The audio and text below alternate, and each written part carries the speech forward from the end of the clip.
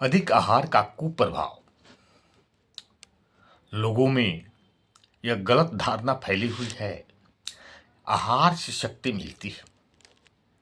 वो सोचते हैं कि अल्पाहार और न खाने से कमजोर हो जाएंगे।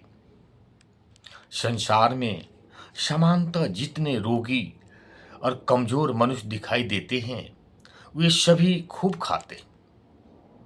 प्राचीन और वर्तमान दीर्घ जीवन का अनुसंधान करने पर अल्पाहारी ही सुखी दीर्घ जीवी पाए गए।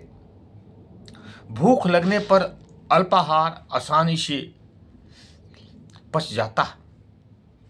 बिना भूख या अधिक खाने से आहार पच नहीं सकता। पाचन प्रणाली में भोजन पड़ा रहने के कारण सड़ता रहता।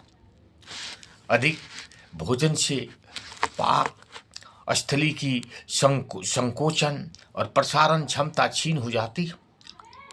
फलस्वरूप अति भोजन के दबाव में पाक स्थली से पर्याप्त मात्रा में पाचन रस न निकलने पर मंदाग्नि रोग हो जाता। पाक स्थली का आकार भी फैलने से बढ़ जाता है। अधिक खाने से अर्जीन, हृदय रोग, मधुमेह, कैंसर, अस्थिवात, मूत्र ग्रंथि का रोग और अधिक रक्तचाप आदि रोग हो जाते। अति भोजनम रोग मूलम। अति भोजन रोग की जड़ है। देखा जाता है कि मनुष्य तो जीने के लिए न खाकर खाने के लिए ही जीता और अधिक खाने की लत और धुन में लगातार रहता। वो नहीं जानता कि आवश्यकता और पाचन शक्ति से अधिक खाना विष है। संतुलित मात्रा में खाया हुआ आहार अमृत है, परंतु अधिक खाया हुआ अकाल मृत्यु का कारण हो सकता। अधिक भोजन करने से जीवनी शक्ति पर अधिक भार पड़ता। भोजन को पचाने, पाचन रस बनाने, कोशों की टूट फूट की मरम्मत करने, शरीर को पोषण देने और विशेषकर मल निष्कासन के अंगों पर जीवनी शक्ति को ज़्यादा व्यय करने से शरीर में रोगानुपत्ति और इंद्रियां कमजोर होने लगती।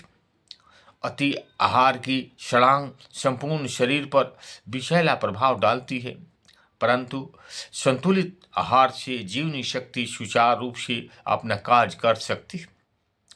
ईरान के प्रख्यात कवि शेख सादी के कथानुसार, इतना अधिक न खाओ कि भोजन फिर तुम्हारे मुंह से बाहर निकल जाए, और इतना थोड़ा भी न खाओ कि आत्मा प्राण तुम्हारे शरीर से बाहर निकल जाए। मेडिटेरेनियन आजकल लोग जिस मात्रा में भोजन करने के आदी हो गए हैं, उसकी 1/4 मात्रा से ही उसका काम आराम से हो और सफलतापूर्वक चल सकता है।